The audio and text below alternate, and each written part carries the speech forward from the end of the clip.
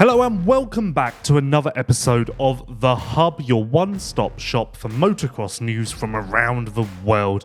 And once again, quite a lot to get into today, starting with Chase Sexton, who is out of Team USA after suffering a mild concussion in Las Vegas. Now, he's also scheduled to undergo further evaluation on his weak shoulder, although those of you with a keen memory will remember he also had a weak shoulder after Ironman.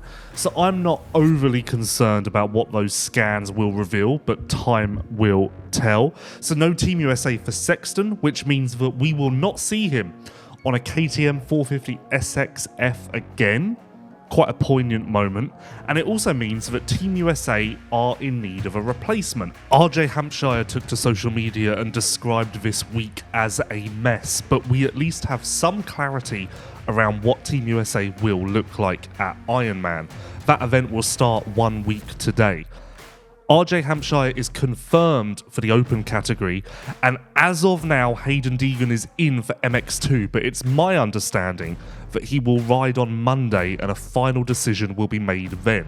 That won't affect RJ Hampshire, he is in for open no matter what happens. Justin Cooper, on the other hand, is currently an MX2 reserve rider, so if Hayden bows out, J Coop jumps in. J Coop is currently testing on the 250, putting in all of the work that he would be if he was already confirmed, just in case. So although Hayden Deegan is in as of now, I'm not willing to make that concrete until early next week. But props to J Coop, who initially was promised either the MX2 or open spot. He was actually the first pick to replace Chase if Hayden was still racing. But of course, you couldn't have two riders who didn't quite know what their plans were, so putting RJ in that seat, RJ, who refused to ride the 250, means that he can fully focus and prepare knowing what the task at hand is. Of course, if J Coop was currently confirmed for the 450, if Deegan does bow out, then J Coop has to move to MX2 and RJ then has to prepare for the MXON in a hurry.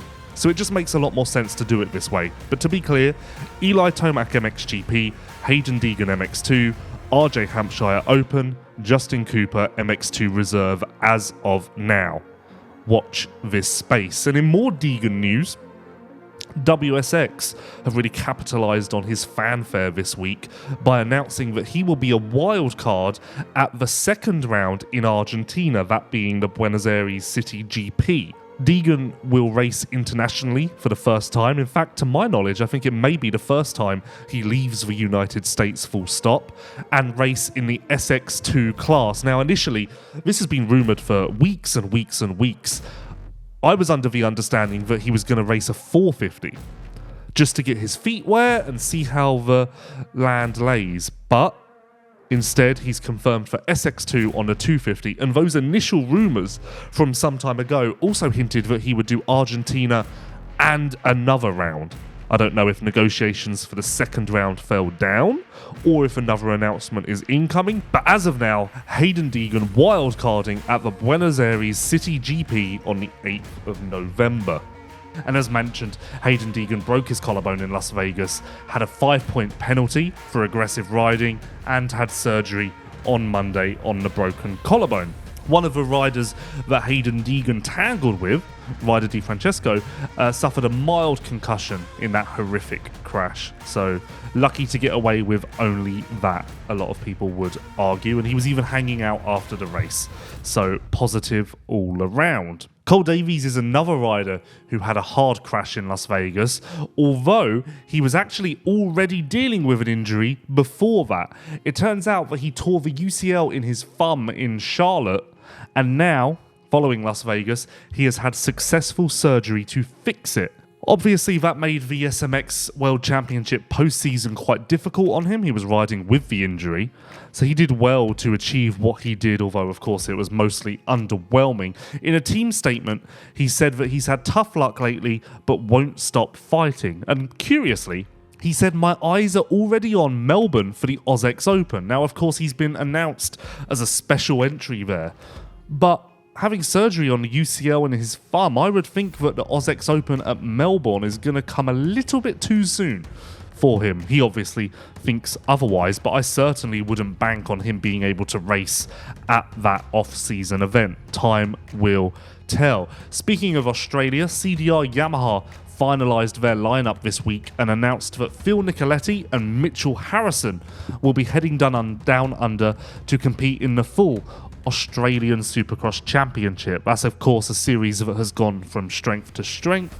You have Dean Wilson down there, as well as a whole host of fast locals, so it should be a good championship, and everyone knew Nicoletti was going, but the Mitchell Harrison announcement came as a little bit of a surprise. Back to the USA, Derek Drake announced that he is stepping away from racing for the time being. He said this in a statement: "I've decided to put this chapter of my life on hold for now. Battling Lyme disease while racing at the highest level hasn't allowed me to reach my goals over the past few years, so I have to stop and take a different approach to riding and racing. It's only worth it for me if I can deliver the results week in, week out. My plan is to continue fighting this disease, to ride, test, help some young riders, and participate in a few small races for fun along the way." Obviously, tough news for Derek Drake, but everyone knows that he has dealt with a hell of a lot over the last couple of years, so it's not surprising that it finally became too much for him to bear. Jumping across to Europe now, Thibaut Benistant has been announced as a Honda SR Moto Blues motor rider for 2026. Regular listeners to the MXGP podcast show will know that everyone saw this coming. Benistant started working with the team's trainer, Yves Demarie, this year and was very much involved in the team and around the staff, and with him reaching the MX2 age limit, it was only logical that he was going to take a seat there. Factory Yamaha were never going to promote him within their organisation simply because his results don't demand that. But good news, Benistant has found a home for 2026 and will make his 450 debut. Of course, he underwent knee surgery just a couple of weeks ago, so he's currently on the mend. Another 2026 contract is that Liam Everts will remain with Nissan Husqvarna factory racing for a couple of years, to the surprise of absolutely no one. Everts requested to move to that structure at the end of last year, has been overly complimentary of the organisation this year, clearly flourished, and once Kai de Wolf moves up to 450s, either next year or the year after, Liam Everts will become the team's main MX2 title hope. Mattia Guadagnini confirmed that he will leave Ducati at the end of the season, that being now. He said, "I thank everyone at Ducati and the Aruba.it Ducati factory MX team.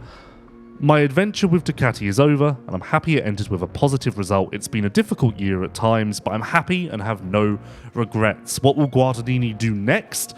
Strong rumours link him to JWR Honda, which is the Honda team that Cornelius Tundal has been racing wildcard pro motocross rounds with. So perhaps we'll get Guadagnini in America for a round or two next year.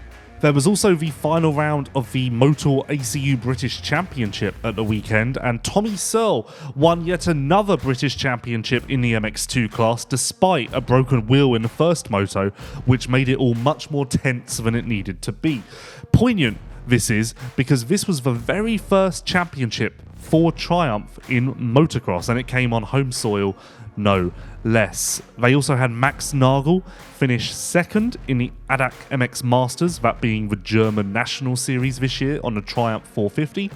And I believe Alvin Usland finished second in the Swedish National Championship, again on a Triumph 450. So the manufacturer is taking steps in national competition, and I think you'll see a 450 or two more across Europe next year, although GPs remains uncertain. Certainly no factory team or full factory team for the entirety of the 2026 championship. Speaking of that, I'm a little bit sad because the 2026 MXGP calendar will be released this week, and I hoped to include it in this episode of The Hub. Again, maybe it will be out by the time that you listen to this, but that will be released this week. And then the next Tuesday, that being the 30th of September, the SMX World Championship calendar will be released. That will include Monster Energy AMA Supercross dates, Pro Motocross dates and venues as well, and then only post-season dates the playoff venues will be announced at Anaheim 1 again. I think that's all for this week. As I said, a lot going on in the industry, a lot of back and forth, and some of this information may be out of date by the time you get to it. But as always, we'll keep you informed and up to date on all that is going on here at Vital MX.